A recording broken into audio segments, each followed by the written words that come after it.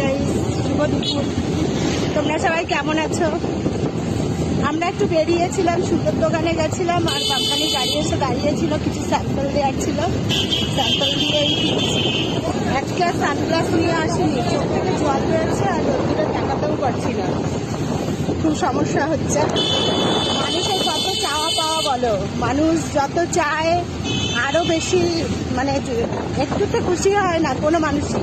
আমি আমাকে দিয়েই বলছি, এখন রোদ হচ্ছে আমার কত সমস্যা, কিন্তু আবার যখন রোদ হবে না, মেঘলা হবে, বৃষ্টি হবে, তখন চাইবো যেন একটু রোদ হোক, আবার রোদ হলে তখন চাইবো একটু বৃষ্টি হোক।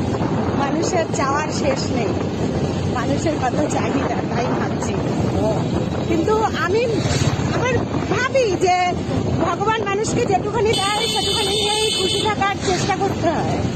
যেটুখানি, যাকে যেটুখানি ভগবান দিচ্ছে সেটুখানি সে নিয়ে খুশি থাকে, সেটাই থাকাটাই স্বাভাবিক। যেটা কয়জন বোঝে বলো। যাই হোক, অনেক বক বক করে দিলাম। এখন যত বক বক করবো তত কথায় কথা বাড়বে। তোমরা সবাই ভালো থেকো। আমি এখন বাড়ি যাচ্ছি, বাড়ি গিয়ে স্নান করবো, খাবো। টাটা।